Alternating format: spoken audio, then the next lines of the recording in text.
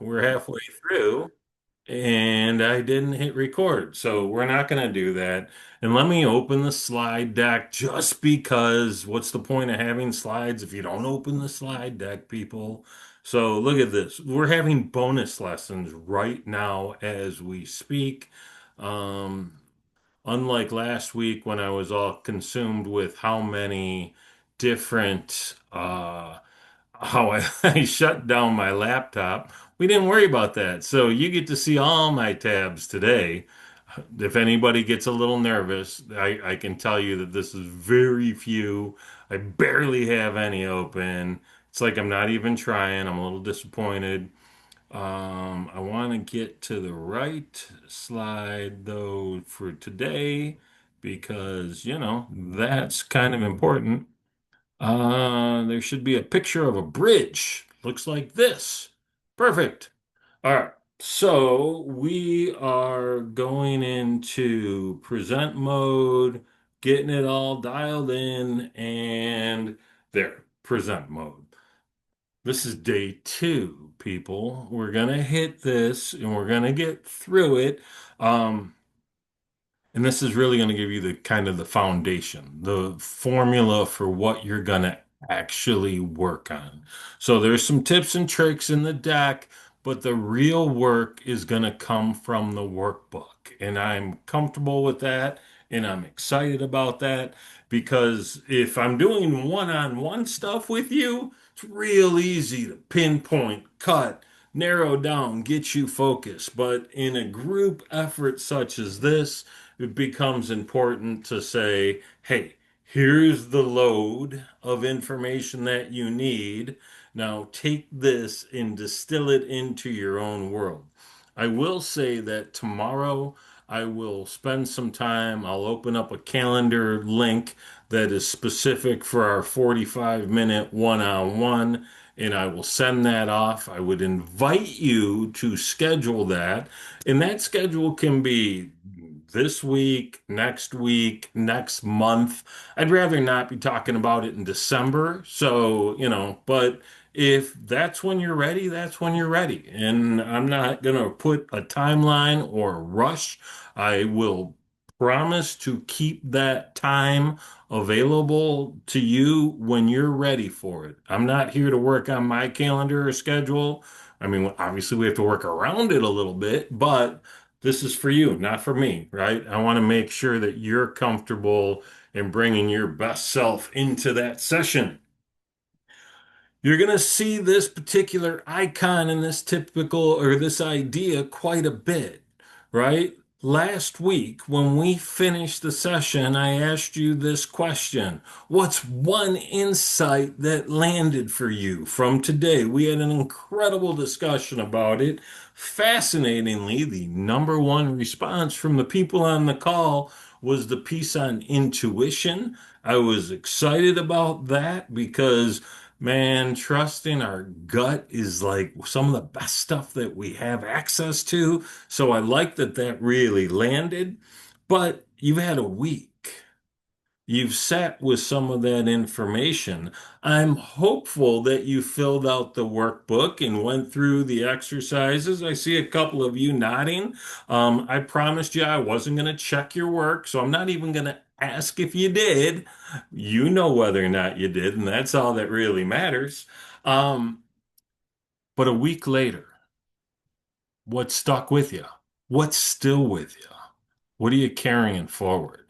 So let's have a quick discussion around that, and then we'll move into the fun stuff for day two.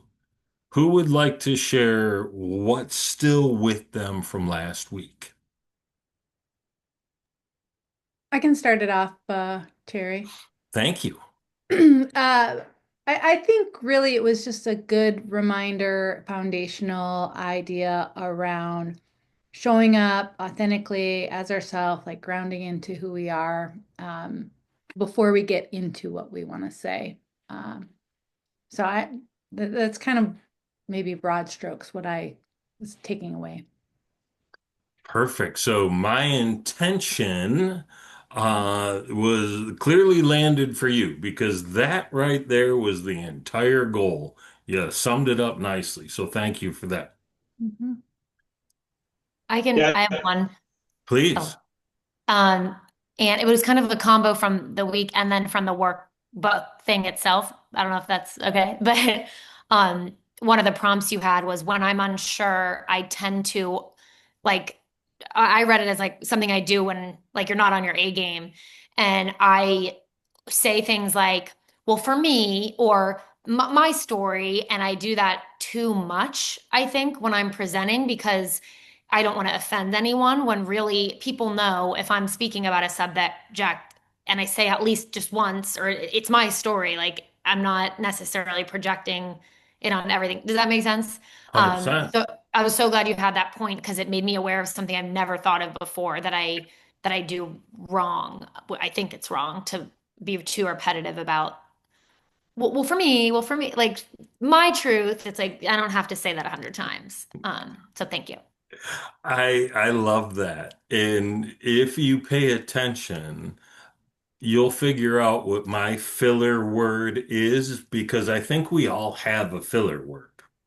And we call those verbalized pauses, right? Or vocalized pauses.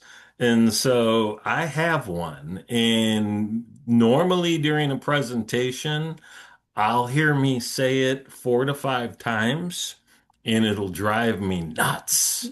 So I can appreciate what you just shared, Allie, and for what it's worth, you're not alone. I like your frame on it, right? But it's one of those things that we all do when we're either trying to buy a little extra time so our mouth can catch up with our mind or our mind can catch up with our mouth. Or it's something where, like you said, not trying to offend anybody. I want to make it, I'm not projecting this on you. I'm owning it. So I appreciate that.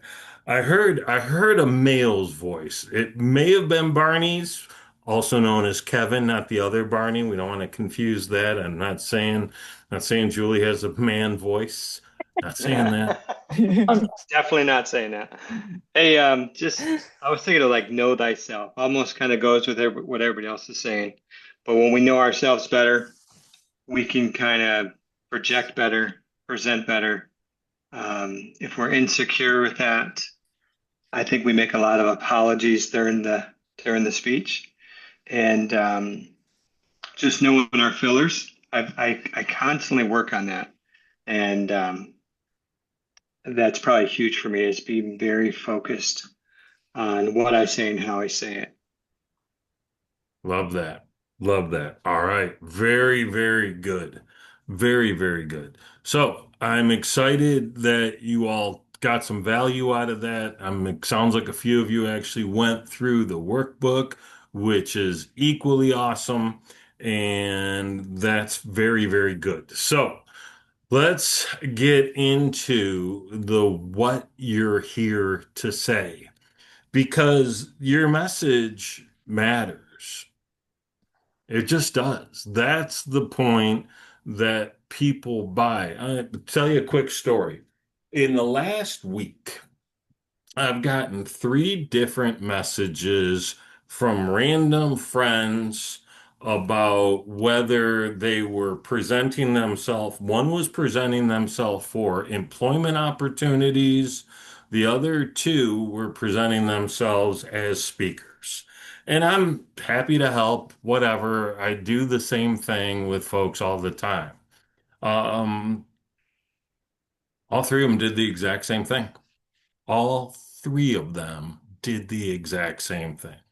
And when I say the exact same thing, their pitch was about them, who they were, what they did, what their credentials were, how they're credible, why they might be the right person to speak to about this topic. And I want to be super clear. That piece matters. You need to be credible to speak on the topic. But I can tell you with utmost certainty, nobody cares who you are until they know what impact you're going to make on the audience. The person looking for a job, nobody's going to try and hire you based on your credentialing, although she had a better shot of it, but she was telling a story about she was young, really, really way too young to have a kid. In her pitch, she was talking about being a young mother and how she overcame adversity. Okay, no, I'm hiring you as a consultant, wasn't even a full-time employee, because you are going to solve a specific problem or two. I'm hiring you as a speaker because your message is going to create a substantial impact on the audience. You're solving a problem that they recognize they have and don't know how to fix. So when I talk about what you'll say, that becomes super important. Any questions on that? Pretty straightforward, right? I like to keep it simple because well, no, I'm not. I won't say what I was going to say because Roberta will get mad at me. It was a joke, Roberta. It was a joke. Listen, man, I have gone through plenty of coaching calls. The toughest and most revealing one I've ever had was with her, Roberta Coco. So if you're ever looking for a coach and you don't like me, look at Roberta. I don't want to just give away like opportunities. That's just silly. All right. Amazing. Hey, Terry, Yes, sir. can you just repeat that one part? Because I got the concept. I just want the phrase. They don't care, because I got flipped around when you said they don't care what you know, because then I thought you were going to say until they know that you care. And Right. so I stayed on that thought, and your train just went to a different track. And I'm like, wait a minute. So I was trying to catch up as you're explaining it. And that's just me being honest. And because that was so good, because truly you are there to, if you present to them, they're looking to solve a problem and you're there to present the solution. So if you remember that phrase that you just said, flip my world again. The impact you can help them make. Okay. That's powerful. And your quotation from Teddy Roosevelt, popularized by Mary Kay Ash, people don't know how much you care until they know how much you, people don't care how much you Care know what until you they know how know. much you care. It's a Mhm. great life lesson. Super great. It is. It is. And applicable in many, many ways. But in this particular situation, man, you need to help solve a problem. Even if it's, I'm going to inspire their faces off, that helps, right? That helps. Even to help them realize they have a problem when they don't know they have a problem and they need a solution. I will I'm tell gonna. you that that's a harder sale. It is Oh yeah, hard. It is not saying hard it's to easy. bring awareness to a situation because that requires education. So you're And one and step up, humility from that. Yeah. you're one step up the funnel. So it's really ultimately booking a speaking gig is a sales job. It's a Right. sales pitch. And it's really hard to close business for somebody who is not problem aware. Hmm.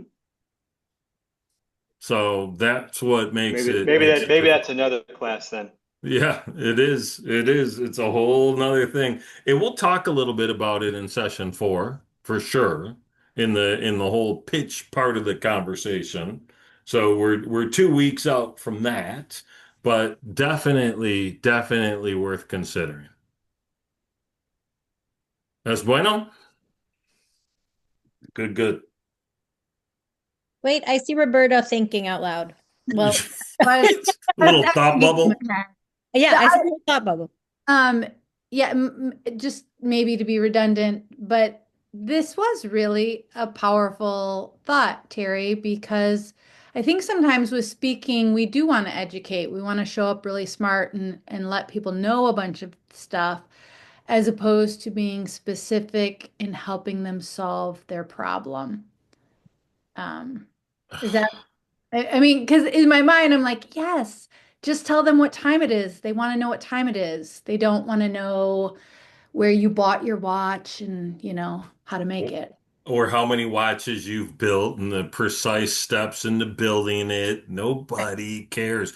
And I'm gonna let's put a pin in that because you're 2 slides ahead of me right now. Because if there was a single mistake that I have made repeatedly in the speaker business, it ties right into this topic. Cool. So we will get there. This piece,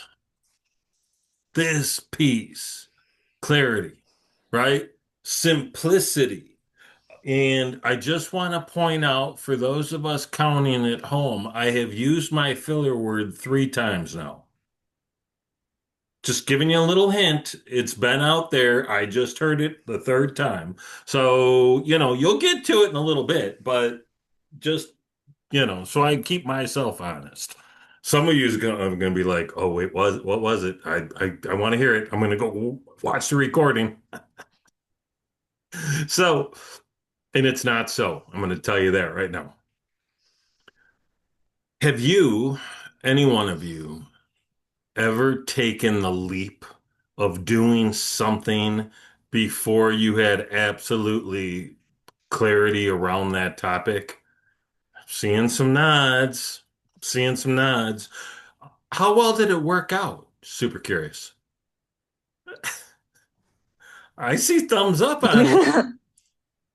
Well, I That's started a amazing. counseling business before I even knew anything about it, and we've been very, very effective for the last 4 years. So, just so that I don't know.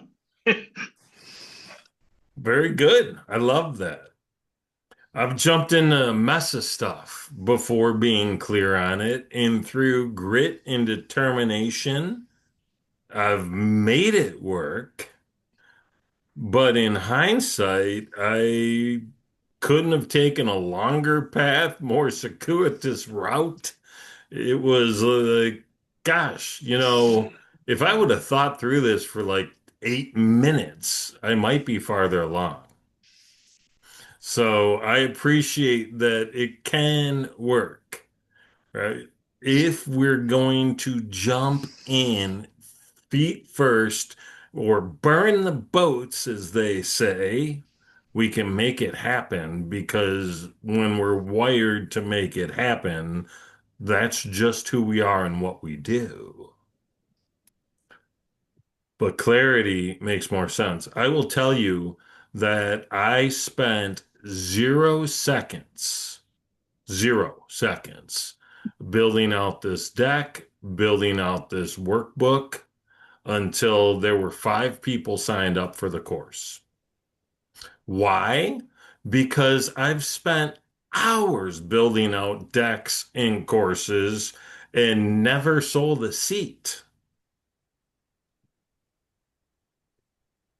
You just kind of flip it, turn it on its head. I can build out the deck in an ongoing fashion with plenty of time and not have to worry about it. If there's people going to come, it makes more sense. So often we're like, I'm just going to build it and they will come. Field of Dreams lied to you. Do you remember like 2 of the 2.5 hours of that movie? They had built it. There was nobody coming. Needed some dead guy from the Chicago Black Sox to show up before anybody actually made it there. The White Sox, but they call them the Black Sox because they were betting on their own games, blah, blah, blah. Not getting into the baseball history. Terry, that's one of the things I tell my nonprofit clients. Just because you're building it doesn't mean they're coming. Thank you, Just because Mavita. You can build it does not mean they're coming. Oh, well, they need that. It does not mean they're coming.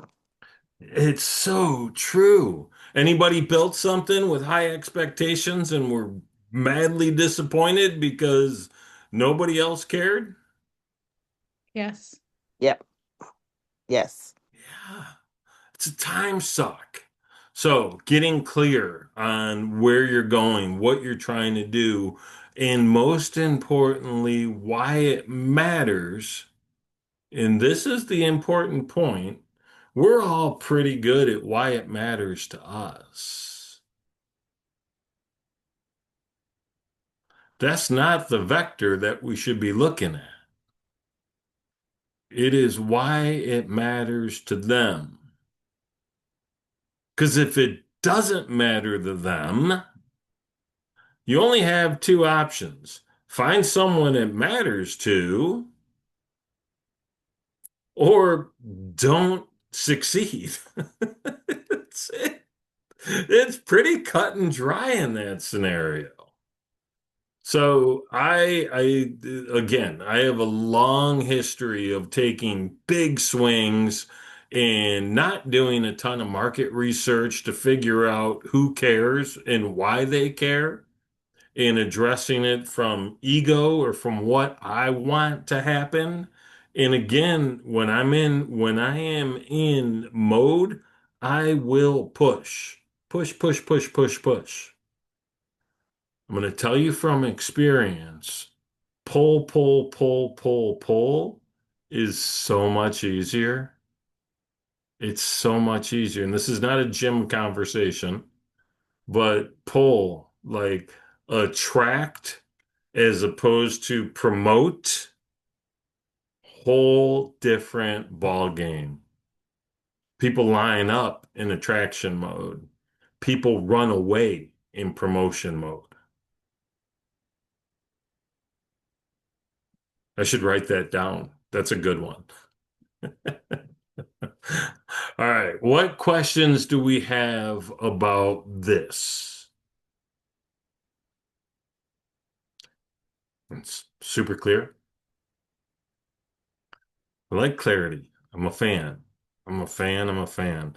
I talk about alignment all the time. We talked about it in mindset. We talked about, gut, heart, brain, cosmos.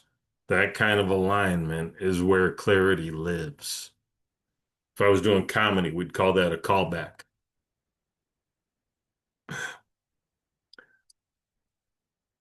This is important. And I want to make sure that we see this, that it resonates, that we understand it, because your topic is not your message.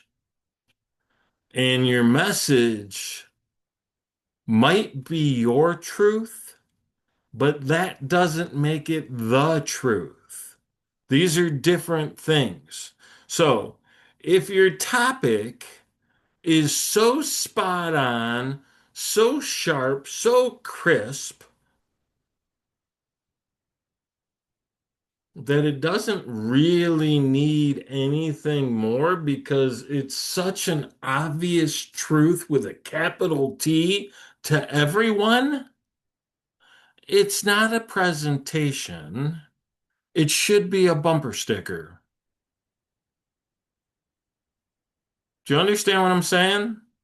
Like, if it's something that everybody's going to look at, immediately agree to, and say, wow, that's great,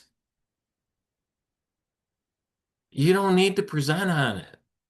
You might need to promote it as a social post, right? Might get somebody to draw in people, but it's not a presentation.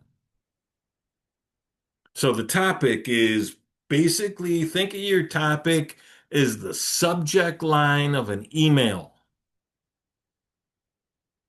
If I only need to read the subject line of the email, I probably don't need to open the dang email. Your message is the doorway to the truth. Again, Could be capital T, but if you're talking capital T, you'd better have receipts that proves. You've heard the saying, there's three truths. There's my truth, there's your truth, and the truth. Right? I look at the truth as something that, like, if you ask 100 people, is this true? 98 of them are going to unequivocally say yes. It is as universally accepted as humanly possible. Because you know darn well that if you got 100 people in a room, to get 100 people to agree on something is dang near impossible. So, universal truth, big T, capital T, that's a whole different thing. And if you're thinking about this from a TEDx perspective, and I know some of you are, when you start getting into science or medicine or talking about things and trying to be factual, they will shut your stuff down if it is not peer reviewed and proven. They don't allow for opinions in scientific or medical speak. So, just an FYI, I know some of you aren't worried about that, probably not an issue. But I had a friend of mine give a talk. She's a chiropractor. They turned her video down, wouldn't even let her promote the video on the YouTube channel until she took out a couple of things or added disclaimers on the copy of the video. They don't play around. It is a trusted source. They want trusted, validated information. So something to keep in mind. By the way, that number of verbalized pauses is up to 6, just keeping you up to date here. The truth. Your truth, as Allie commented on earlier, your truth is acceptable. It's your experience. It's your beliefs. It's your opinion. It's things that you've lived through that have happened to you. That's valid. You don't need to justify it. You don't need to further define it, but you do have to claim that it is yours. There is a significant difference between my truth and the truth. And we need to be very clear on which one we are speaking about. And as long as we have that clarity around that, no problems. Easy peasy. Does this make sense? Cool. I have Any I have a quick questions? question. Yes. Only because I do know there are some other Christians on the call, so I'd love to like just maybe get thoughts from them or from you. Because Sure. it's really hard. I totally get this, and I've had extensive chats with ChatGPT about how to approach this from a TEDx angle, um, without, making my faith like the thing that is my reason for sharing things. But how do you think when you know that your truth and you deeply believe is the truth, like, or it's moral law, moral code, like it's like a higher truth that you've come to believe, but you really it's hard. I literally can't go on a stage and deny that it's not the truth. Is that something you just have to like swallow um and be okay with? Like if you're like, does that make sense to any of the Christian like to any of the Christians? I'm going to let some of the Christians answer that question. And I because have my answers. talk is about sex outside of marriage, so it's like really hard for me. Can I speak to this, Terry? Please do. So and help me out here, Terry, but from that perspective, I would say that you have documented historical evidence to that reinforces your claim, which there are always papers. Remember in high school, we had to be the protagonist or the right. You had to look at both sides. And so there's few things in the universe, like people are still arguing, is the world flat or round? And like I'm up for that conversation. Um, right? Because there's things that have scientific evidence and backing. Anyhow, I would imagine that as long as you cite your documentation, and I think it's always whatever belief that you're coming, like if you're a Buddhist or a Hindu or a Christian, to make space for people to be curious and lean in with the evidence that you present. That's helpful. And because it's like, as long as I don't have to say like, this is just my, as long as I don't have to just say this is just my truth and I can kind of leave it vague, like that makes me feel better. But it's almost like I don't want to get on stage and like feel like I'm lying before God or something, if that makes sense. Can I say it? Can I butt in? Can I chime in?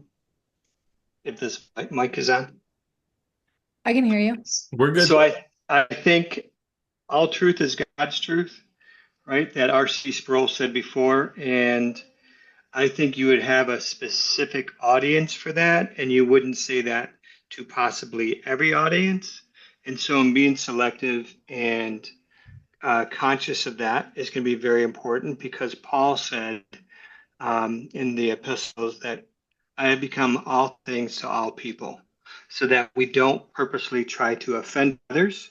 And if we know our talk or something is going to be offensive, I think we draw back, right? And then you're going to have a certain area of conversation with different people. Um, with that, I think we can bring biblical truths to the masses, and it could be non-offensive, right? We can speak on how we offend others, or bad company corrupts good character. And we could say that to everybody, saying, those that you hang around with, if they don't bring enlightenment, if they don't bring joy, if they don't bring power to your life, they might not be the best source of relationship for you. So catering it, not necessarily catering it, but navigating that without losing your biblical stance or your core, but being effective more than offensive. Can I piggyback on that and be a little bit of an antagonist? Um, and I when I heard you say like validate your source, it's like if you're going to talk about, you know, if you drink this magic shake, you're going to lose 120 pounds in 3 months or whatever, right? Like that better be true. Um, but I always think in whatever message that you have, we want to root for things. And so without being like in your face disrespectful, I think irritating people, like giving them something that like later they wake up in the middle of the night and they're still uncomfortable with it. Like I think that's part of the goal sometimes of having stickiness.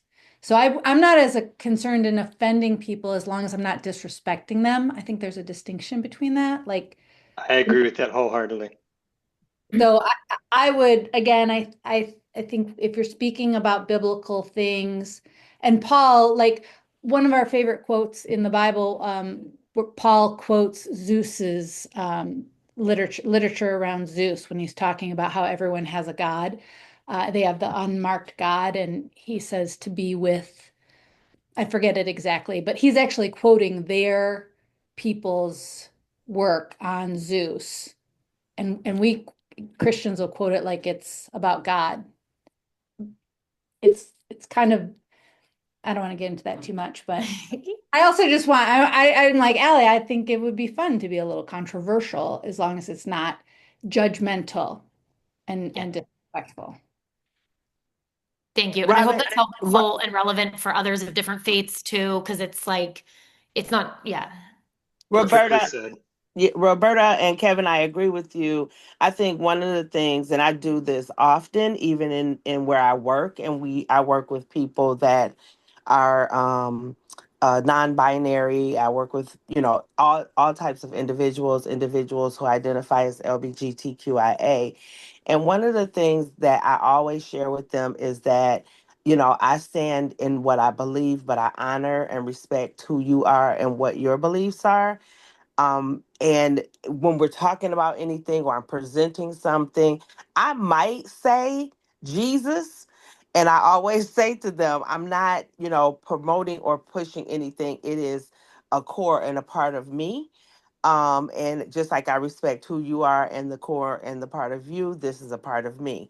When I'm doing speaking engagements or if I'm out speaking with someone, I will put in my bio. So as you're reading about me, something about my faith so that you're not caught off guard if you do hear me say, oh, Jesus, that is a core value of mine.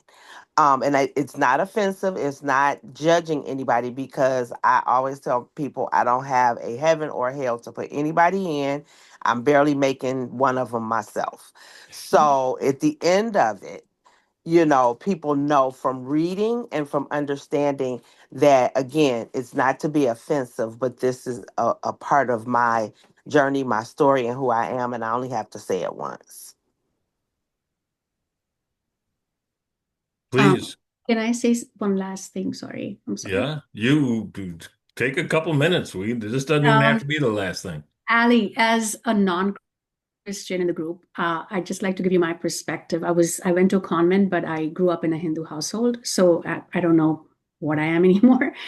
But I feel like if you lead with a universal truth that could be applicable to a larger audience, and I mean, if it has truth to it, it doesn't matter what culture, what faith you are, you would resonate with it. So the resonance is what I'm looking for. Like if you can get me to resonate with your message and then tag it to the faith, I'm all in with you because you've already sold me on that resonance, as opposed to perhaps somebody might be like, okay, why is she talking to me? This is not applicable to me because I don't belong to this faith. So they're already tuning out. I don't know if that helps, but it's easier for me to connect with your message. And then if you connect it to your faith, then it's like, oh, I understand where she gets it from, as opposed to the reverse process. I don't know if that makes sense. Yeah, no, thank you. And I wasn't even necessarily planning on bringing it up at all, but it just this slide that it definitely helps. The slide that Terry had, I was like, wait a minute, but it just made me pause and think about yeah, the posture we'll have when we're speaking and knowing if it's our truth versus universal truth. So it just got me two in my head. So thank you all for elaborating on that. But Good conversation. Anybody want to add anything to that? Well, I just got to say, like, I don't think we should compromise wherever we are at in the world, in the things that we love and believe in and are passionate about, or our experiences, our stories. Um, Everybody gets to choose, but I wouldn't advocate for compromising your message for a stage. But I would invite you to wonder how you can speak on that stage without compromising in ways that they ask you back. That's all. There's a really good point there. And so Powerful. I will tell you that from a TED perspective, politics is a hard no. Hard no. Religion is, if you're doing it from a comparative standpoint and you're doing it from an open standpoint, or if you're doing your mission and you happen to show up as a Christian or a Buddhist or a Taoist or a Rastafarian, it doesn't necessarily matter. But I can tell you there are ways to do it, and I think Ohas did a great job of sharing how to do it without making it something that might alienate someone first, right? If you get people to lean in and then you reveal. That's a lot easier than revealing when you know that some people may not agree and might push back. Does that make sense? And Allie, we'll talk specifics when we do our one-on-one and we'll get real clear around it because it's worth being real clear about. Cool. Any other questions, thoughts, comments about this? Because again, the topic, the message, and the truth, these things all matter as you're coming up with the spine or the framework of your presentation. We're clear? Excellent. Excellent, excellent. I alluded to this a little bit ago. We talked a little bit about people don't care how much you know until they know how much you care. And this is what really matters. This is where people blow it. I've said for years, there are two types of people that have tried to get on TEDx Detroit stage.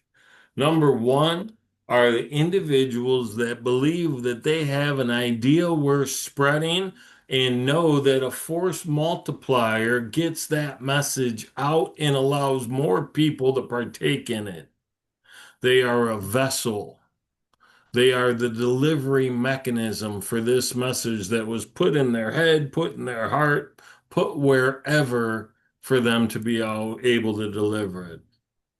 Second type of person knows that if they get themselves on a TEDx stage, they're going to get a video. It's going to build credibility. It'll build authority. It might land them some respect. It might land them more speaking gigs. It might land them more business or other types of opportunities. Take a guess at which one's more favored. Yeah, we're number one. We're number one. Listen, if you're thinking about this as a credibility boost, I'm not here to tell you you're wrong. It will. Absolutely. But if that's the impression that the organizer, the curator, the speaker selection committee gets from your application, unless they only have 4 applications, they're probably going to scoot right by it. Friend of mine is producing TEDx Pontiac. TEDx Pontiac, shameless plug, is happening May 1st. Speaker applications for TEDx Pontiac close January 26th, aka 1 week from today. Just letting you know, just putting it out there in case anybody cares. Same friend told me that he released or opened the speaker application process on December 27th, I believe was the number he gave me, right after Christmas, right before the new year. They have 300 applications. 300. It hasn't been a full 4 weeks. So if you're looking to apply to a TED stage, as an example, you'd better figure out how to follow the basic tenet of what TED is looking for and what TED is about. In very simple, their mission is ideas worth spreading. 3 powerful words. Ideas worth spreading. The question Charlie Wahlberg and I used to ask all the time is if you had 10 minutes to hop on stage to share one idea that was going to have massive impact on the world, what would it be? Massive impact on the world. Most of us may not answer that question with, well, I want to tell the story about how I struggled and overcame. Most of us would think of an idea that was going to have a massive impact on the world. We in this room, in this city, in this county, in this state, in this country, on this planet, I don't know a ding dang person who hasn't gone through some level of massive struggle. I just don't. Jack Canfield, who wrote Chicken Soup for the Soul, was one of the teachers, quote unquote, teachers, one of the featured people in the movie The Secret. Sure, a few of you saw that bad boy. He referred to it as the so what in your life. My so what? I'm adopted, finally met my birth mother's parents. Well, mom, because my birth mom died in 1982. My adopted parents got divorced when I was 5 years old, 4 or 5, somewhere in there. My mom decided to move me out to Minnesota, ripping me from my father. I had to build new friends. I went from the gifted program to the not remedial, but like the mid tier, went from a dumb school doing very well to a really smart school, didn't do as well, had some difficulty making friends, decided to leave those people, move back to Michigan to be closer to my dad and go to college. Did all right at college, but it wasn't the best school ever. What else happened? I got punched in the face. People had been telling me I was going to get punched in the face my whole life. Finally happened when I was 29 years old. Popped me right in my mouth. It was a good one. It's like just the so what of our life. Got married too young, got divorced too young, got remarried 12 years after having a child with my now wife. We have these things that happen. So what? And I didn't even get into the sexual abuse or any of that other crap. So, there. So what? Now what? People don't necessarily care what made you until they know what you did with it. And more importantly, as we've learned very recently, how it impacts them. That's the piece that matters. How is what you're going to tell me going to impact my life in a positive way? Audience first. Think about it from their perspective. Is that something that you want to learn as an audience member? Is it something that you can take quality insights and information away from as an audience member? Put yourself in their shoes. That's the piece that matters most. And I'm talking about as a TEDx organizer, and I'm talking about as a guy that picks speakers to speak at events, and I'm talking about as an audience member myself. And I'm also talking about as a guy who has pitched himself, I don't know, dozens and dozens and dozens of times to get on stages. And I can go back and read some of those pitches and say, oh, here's the disconnect right here. I also get pitched a lot, and I know those too. Yes, Kevin, I see your hand is up. Adorable. Right? And I wish I knew how to lower it right now. Let me see if I can, but I will in due time. So about 3 years ago, someone recommended I look into this aspect. I'm like, yeah, maybe I do have something to share. But now, taking this class, learning from you, sitting under your tutelage, there's so much more to learn even before I try to get onto the stage. And it's not even for me. No lie, no hidden agenda here. There's no desire for that right now because I feel that I became a lot of things in my life. I was a firearms instructor, and that just taught me how little I knew about firearms and how little I knew about other people when I sat next to other people that were like phenomenal experts in the field, right? HST, SWAT members and stuff like that, and you're competing with them, and you're like, "Whew, I know nothing." being a black belt and all that, knowing that I'm really just a white belt, that I'm just the first degree white belt with all the other ranked guys that are so much more experts. So now coming in here, answering these questions, going back to the drawing board and saying how much I don't know about public speaking. And I love this part as far as they don't care what, and you've been repeatedly saying this.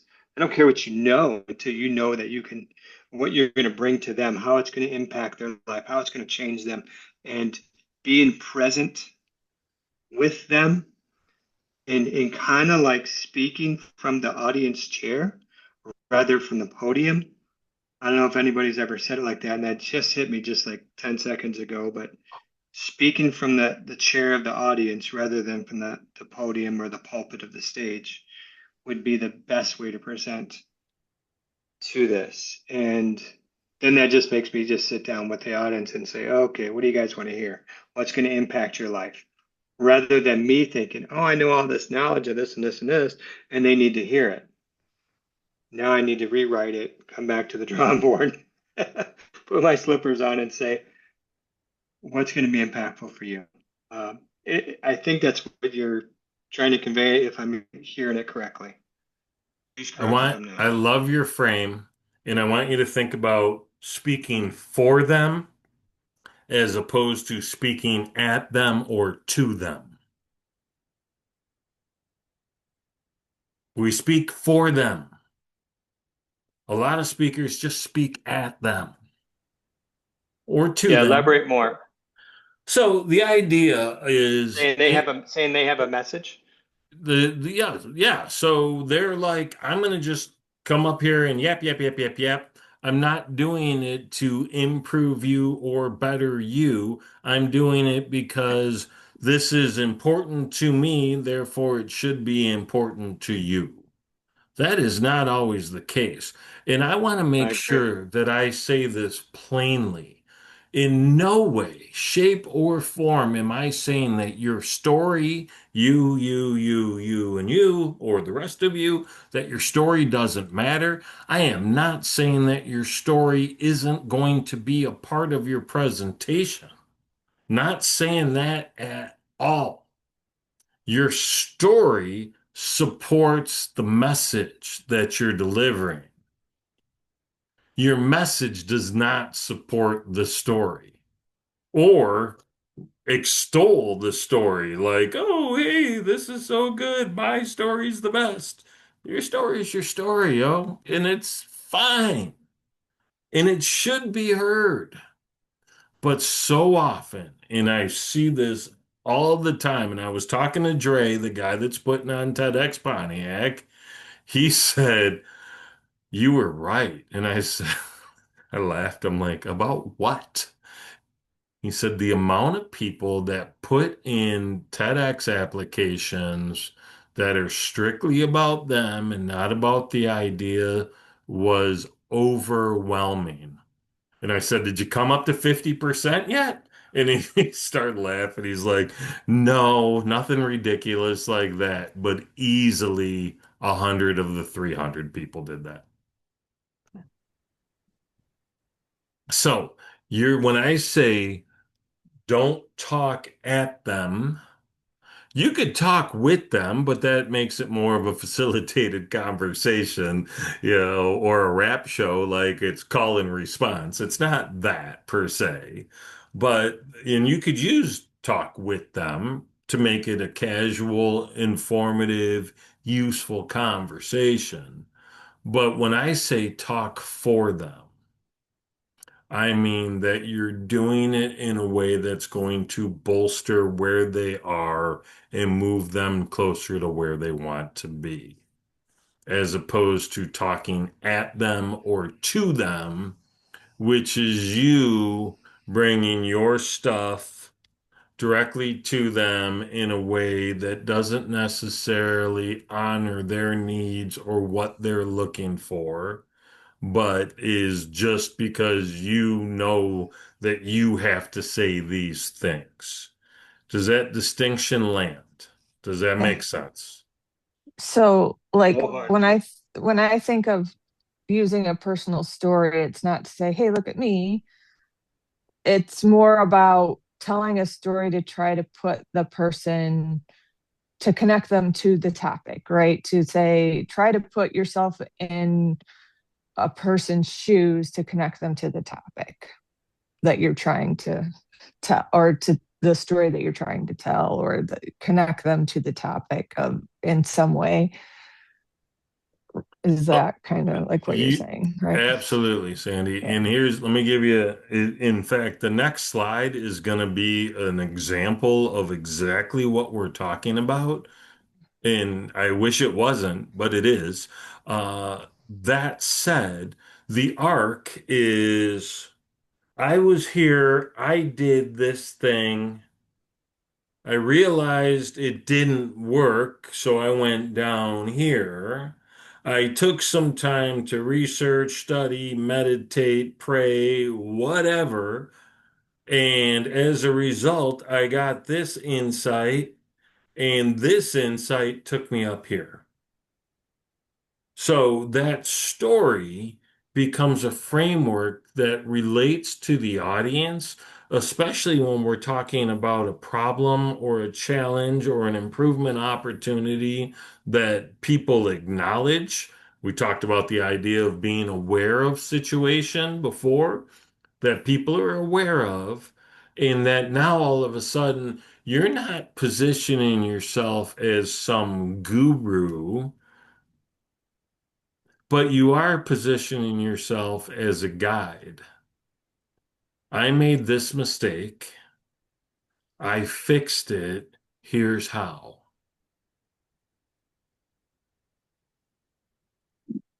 That story resonates.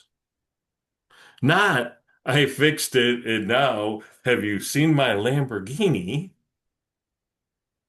That's not really mine, but I used it in this video so you'd think I was cool and buy my course. Not that, right? But that idea of transformation. In your transformation, the things that you do now because you learned how to do it better, and you're showing other people how to do it better, or maybe why to do it better or what to do better. I joke all the time. When I give keynotes, I talk about the what and the why, especially the why, because the why is where passion lives, right? The what is to identify it so everybody is talking about the same thing. The why is like the impact and what's going to change. And that's where engagement lives. That's where momentum lives. That's where proof lives. But I don't really ever get into the how. I don't really get into the how because that's what people pay you for. So if I'm getting paid to do a keynote, different story. I'll tell you whatever you need to know. But a lot of times, and this is true with these gurus, you've seen how many of you have been on one of those free courses for whatever the heck you were wanting to learn, right? Just me? Oh, okay. Thank you. Thank you, Monisa. What you end up finding out is those free courses end up being a really interesting lead funnel, and then you get 4,712 emails after doing that free course. And everyone's a buy my thing, buy my thing, buy my thing. So I don't do a lot of free courses because I don't like being targeted like that. So I can't imagine wanting to target people like that. And if I do a free course, there'll be an invite to join something, probably, but I'm not systematized enough to be able to just keep peppering you. Even though I have the tech to do it, I don't do it because it doesn't feel audience first to me. Doesn't align with who I want to be. Make sense? Okay. Any other questions about audience first? We're super groovy. Coolio. Coolio. Speaking of stories, this part. And if I were in each of your heads right now, I'm guessing that you've got more than one talk, more than one idea, more than one thought that are swirling around a little bit, and you're not really sure which one to land on or how to structure it properly.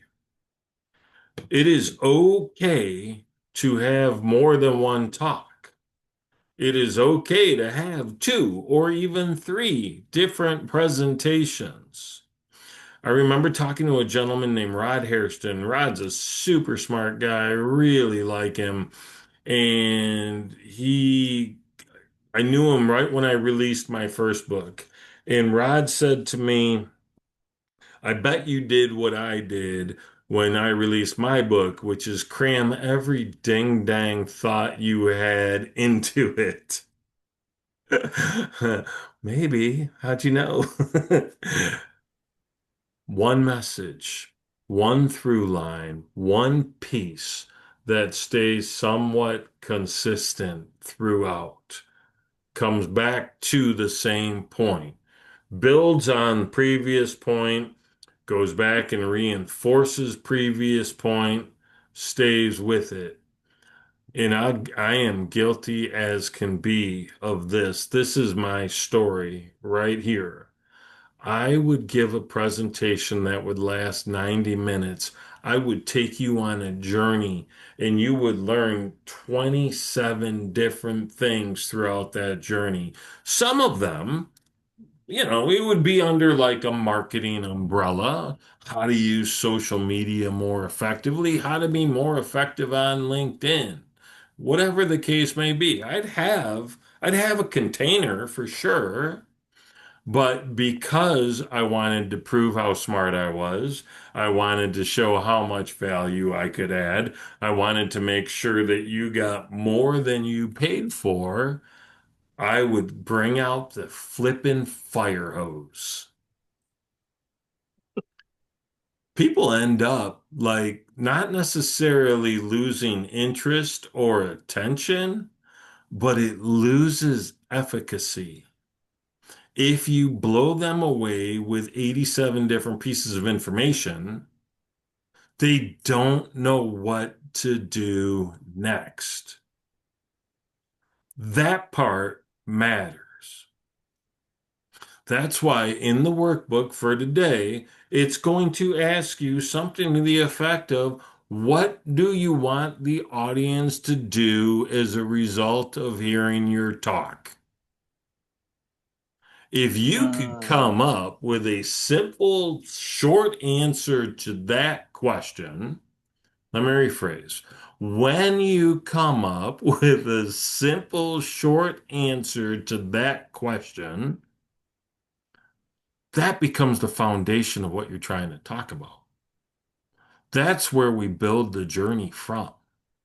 Not from the topic, not from the message, not even from the truth, but from a what do we want them to do? We can call that a call to action if you like, but it's that moves them into next steps. It's that gets people to say, yes, I need that. Please be on my stage.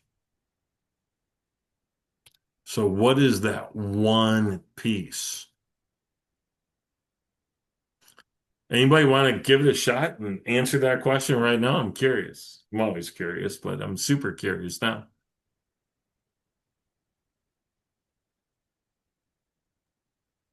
Hi. When I'm done speaking, I want my audience to think about the stories that they've been telling themselves and to see the impact that that's had on their lives. So, like their identity stories, who they say they are, who they say they're capable of, and then the impact that has, and then hopefully to change that story. Oh, I've been telling myself a story for a long time, and that is I do have very good self-esteem and very good self-confidence, but very low self-worth. That Mm. story sucks. So thank you for bringing that up, Karen, Yeah, because thank you. changing that stuff that we feed ourselves inside of here, super important, so valuable, changes how we show up. That's why the identity piece was part one, right? It Yeah. was like I argued whether or not it should go before or after mindset. That's how important it was. So good stuff. Thank you for sharing. By the way, last week when we started this thing, Mhm. everybody that was here did a quick introduction of themselves so everybody knew. And I know neither Karen nor Vershana were here for that.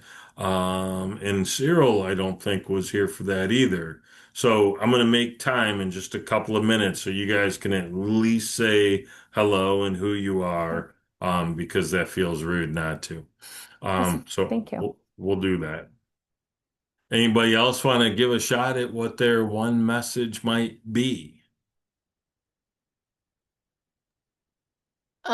Sure, I'll go. But I feel I loved how Karen's was so like it could resonate with anyone. Mine's kind of specific. I mean, maybe that's a huge problem, but I'm gonna go ahead and share it, I guess.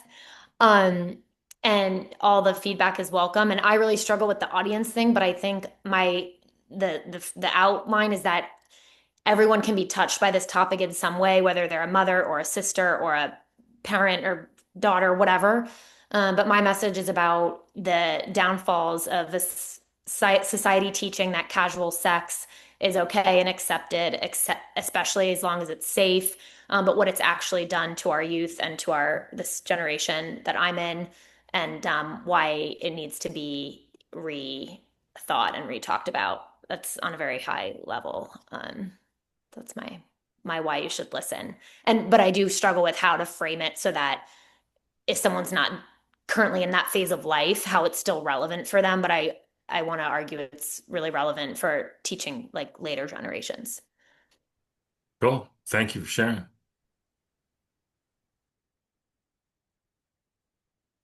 I'll just give you a little feedback, Allie.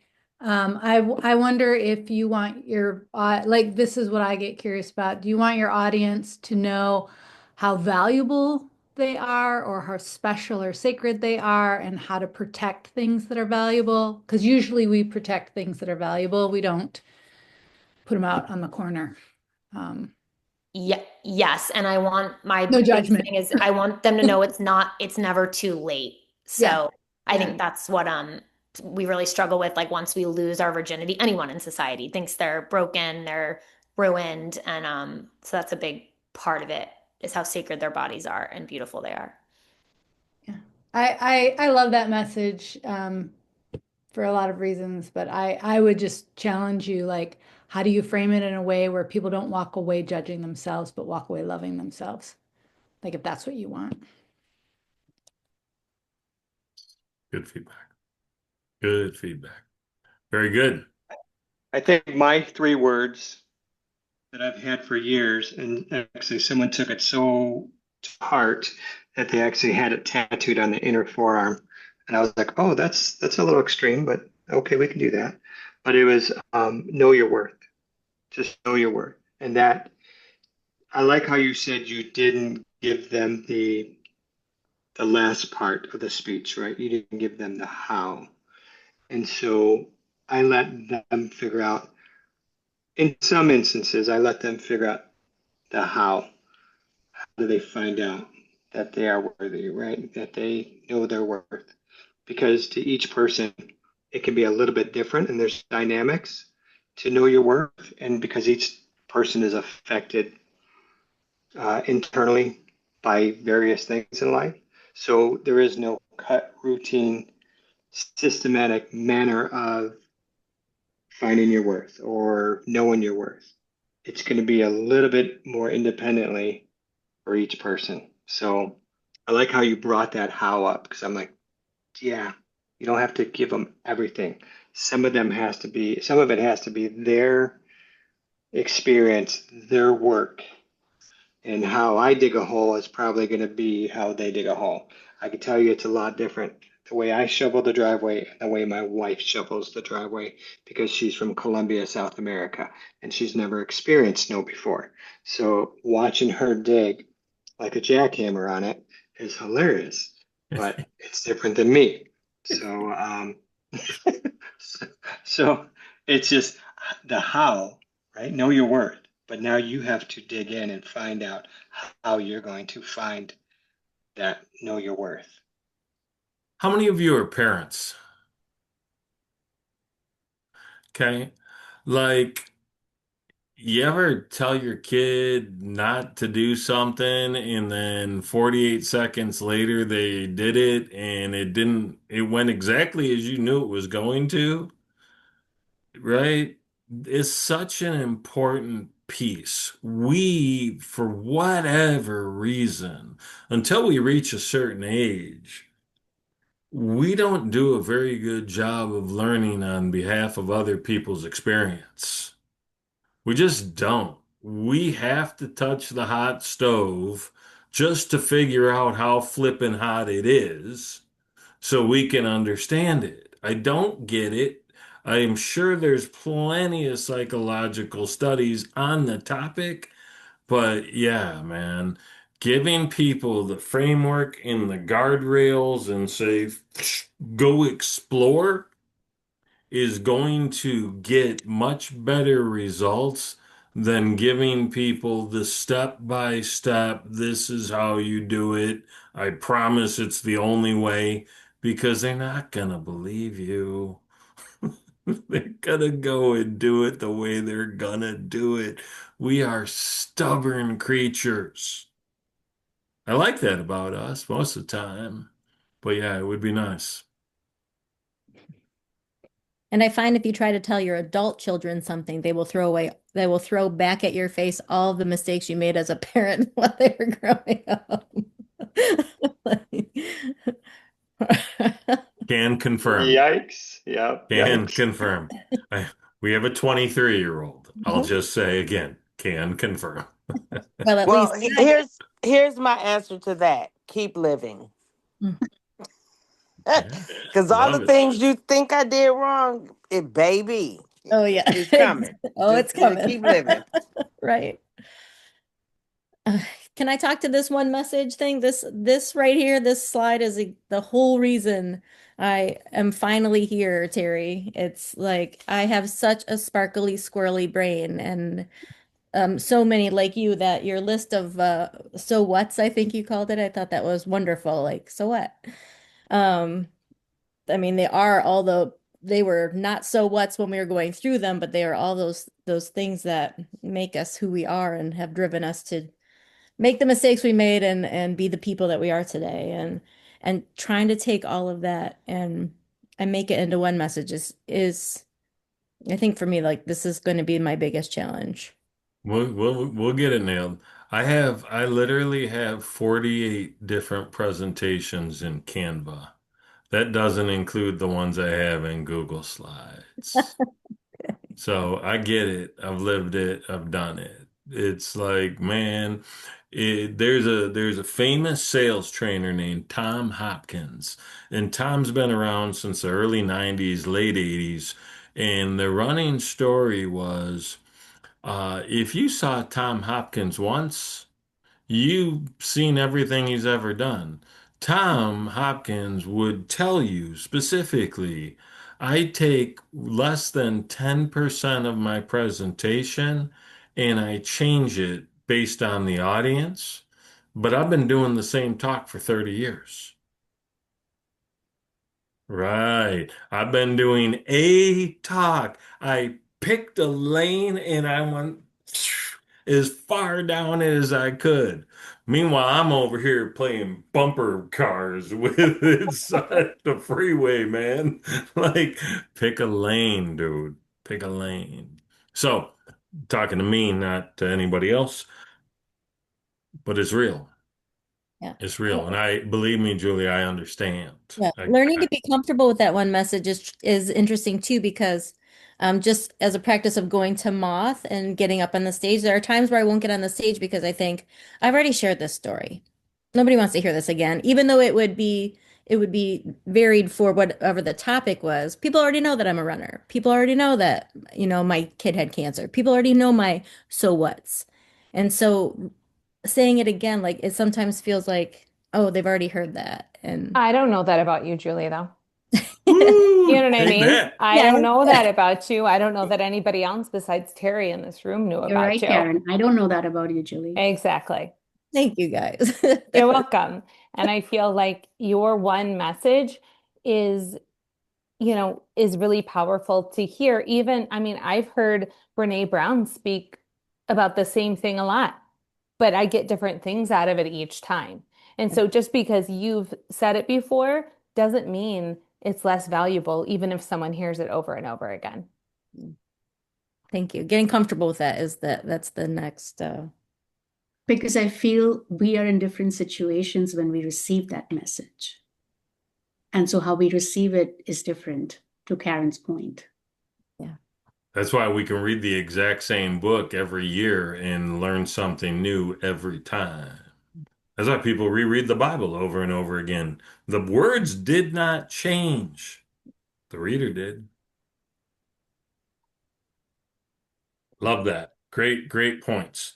Okay, we are very close to getting to the coming attractions. Next week, this is what we're talking about. So this is going to be, we did the internal presence piece, right? What you need to do and who you need to show up as and how you would recognize what that looks like. Next week, we're going to do it from the external perspective, what people see. This will be cool. It's not full on delivery stuff, but it's a lot closer to delivery stuff than we talked about. We're gonna do the introduction thing. Let's do it, Julie. You have to start with this with the number, and I know it starts with a 19. So you're gonna have to give them the number. We'll go through literally 20 seconds tops if you were here last week, and then we'll have Vershana, Sorel, and Karen introduce themselves as well.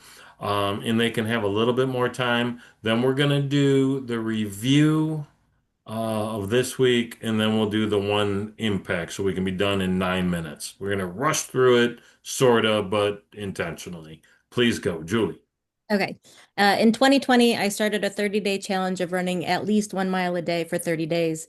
Today is day 1,910. So over 5 years of running every day outside, no treadmills. Yeah, sweet. Sandy.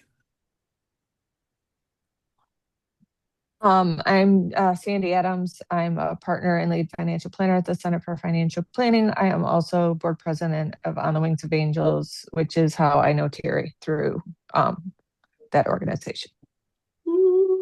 Great talk. JoJo Drives 2023. Look it up. Monisa. Hello, my name is Monisa Credo. I'm a management consultant, do a little bit of executive coaching, Intrepida Consulting. Nice to meet you. Love that. And JoJo spoke in 2024. My apologies. I forgot what year it was. Amanda. Hello, I'm Amanda Brand. I'm the CEO at Mindscape. We're a digital marketing agency in Grand Rapids. Did you guys get a bunch of snow yet? I'm buried under snow right now.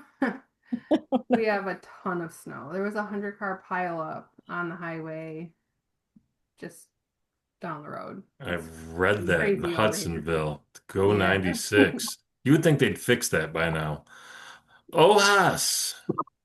It's Ojas, Terry. Oh, dang it. You're not Spanish. I forget. We had this That's exact okay. conversation. Thank you for correcting me. No, my name is Ojas, and I'm happy to be here. I am pursuing my coaching certification, so I'm really excited to learn as much as I can here. Love that. Thank you. Kevin.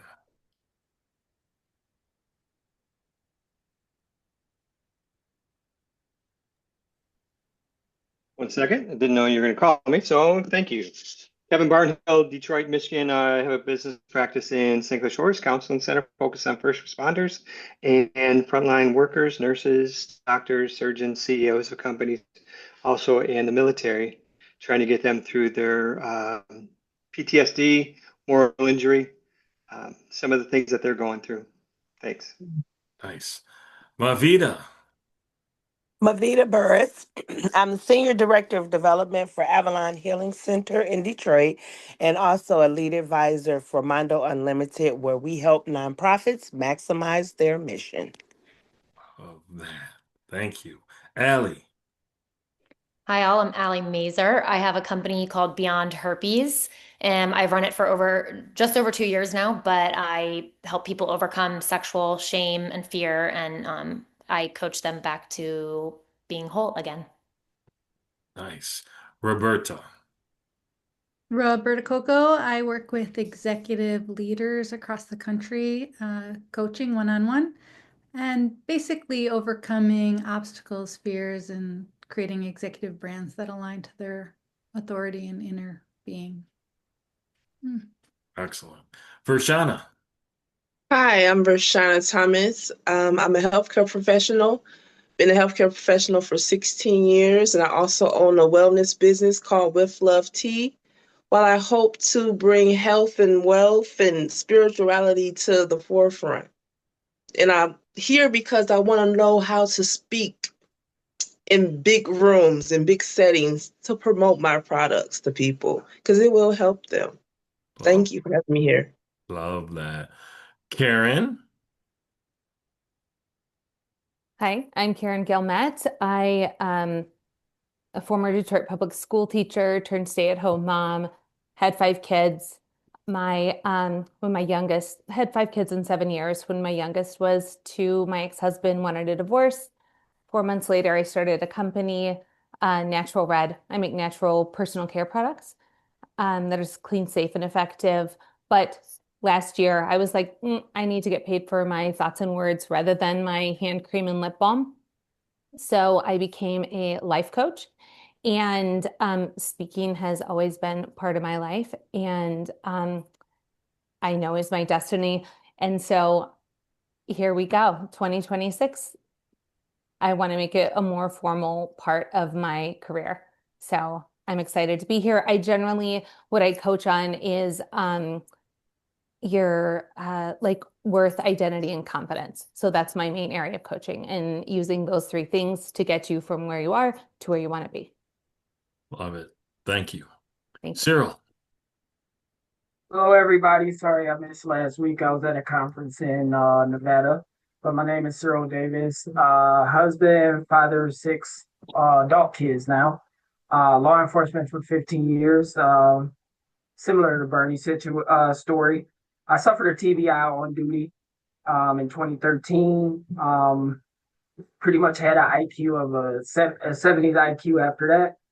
My wife and doctor pushed me to OCC in 2015, and last year I graduated with my doctor's of nurse practice from Wayne State University. I get asked to speak a lot, and this message was huge because I'm actually tired of talking about my story. I'm like completely tired, and I want to talk about something else. And I know what similar as a lot of people say is I haven't heard it, and I get it. But once you've went through that resilience stage, I reached out to Terry because I want to broaden that story because there's more to me than just that one accident. I'm speaking somewhere Thursday, and a part of me don't want to do it. My old thing, which is what they want me to do, and I want to talk about something else. But thank you. I'm happy to be with you guys, and and I've learned a lot today. So sorry for my absence last week, but thanks for being here. Right where you need to be when you need to be here. Thank you. Thank you all. Did I miss anybody? I think I got everybody. Feeling good about that. Cool. All right. This is what we talked about today. And I like it. And that workbook is fire. I'm excited for you. I'm going to get this video uploaded tonight. I'll get it sent to you tonight. If you didn't, well, Give me grace. If I get it to you tomorrow morning, I'll get it to you tomorrow morning. But I'm going to do my best to get it to you tonight. Um, but you'll have it in the next 24 hours. I promise you that. And then what's something that you're going to take away and take with you? And should we leave this recorded or should we cut it this time? I liked cutting it last time. So obviously I wasn't here last week, and I was really disappointed that like the chit chat got cut because I wanted to be introduced to all of you, and I wanted to hear what your insights were. So do whatever you are comfortable with, but for me, as a listener of the video, I would have enjoyed having all of that there. I appreciate that. That's good feedback. You're I welcome. wasn't audience first. Actually, technically, I was. I was in the room audience first. Last week was a lot deeper than this week, though, so I could see why that I would be okay doing it this week. Okay. I'm leaving it just because Karen said so, dang it. I like it. Well, I'll go. One of my insights is clarity. Clarity not only in the message, but in how I deliver it to the audience. Number one, knowing the audience. So if I'm there to speak on, children, I shouldn't come in talking about the senior population, but actually, the topic at hand. But clarifying what those messages are for varying audiences is very important to me because I will integrate stories from when I was 2 all the way up to today, and it has nothing to do with the message. So being clear and concise is that's what I got out of this. Thank you. Your stories are always relevant, even if you were only 2. I promise. Love it. I'll share something real quick. Also the clarity slide, but I think it really like hit home because I saw a few of us raise hands being like, we started something before we were absolutely sure. And I found myself feeling like proud of that. But then I was like, but it could have gone so much better if I would have just paused. And it made me like, it humbled me. So thank you for bringing that up and pushing back on it because we all want to get on a stage. So like, we might as well do it right. So thank Love you. it. Love it. Love it. Anyone else? I wrote down, don't compromise your message for a stage. And I can't remember who said that on this call, but I thought that Roberta. was super impactful because sometimes I think that we try to speak to everyone and want to be appealing to a broader audience, which is really against how we even handle marketing. And so it kind of made me chuckle because I find myself doing that too. Like I want it to be, something every single person could walk away and be like, yes, I'm going to take a nugget. And I'm like, is that really who I want to speak to? Is that what my message is? Is that what I'm trying to say?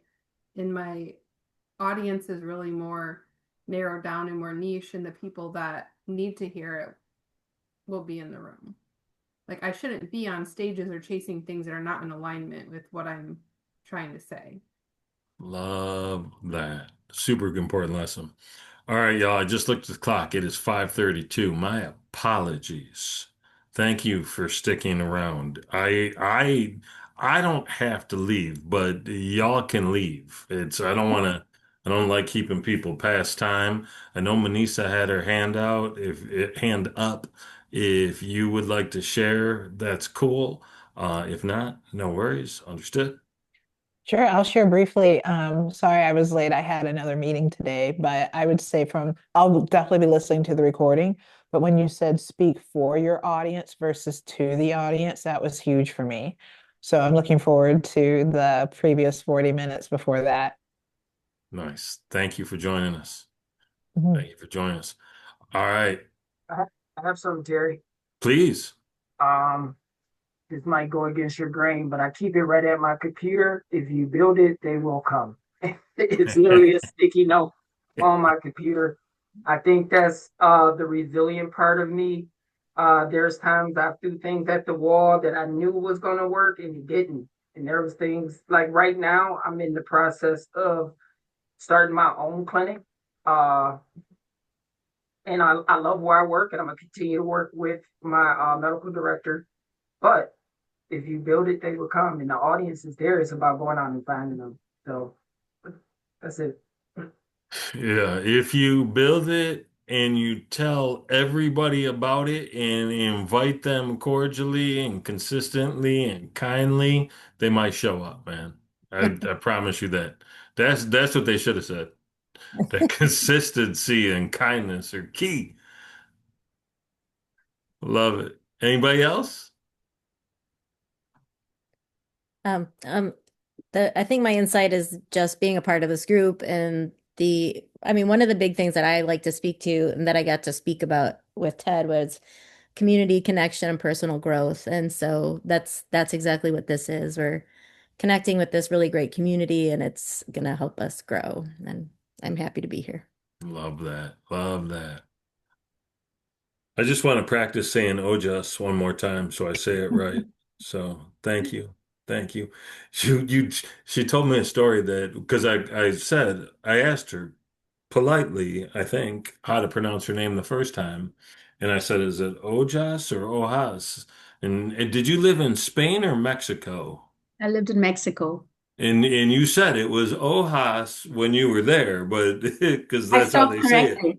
I was there for 2 years. I stopped correcting. I just got exhausted. I love that. Thank you again for pointing it out. Yes, I do not want to call you by the wrong name. So thank you. All right, y'all. In the meantime, have a great Monday, an even better rest of the week, and I'll look forward to seeing you all 1 week from right now. Sounds good. Thank you. All right. Thanks for being here. Bye-bye.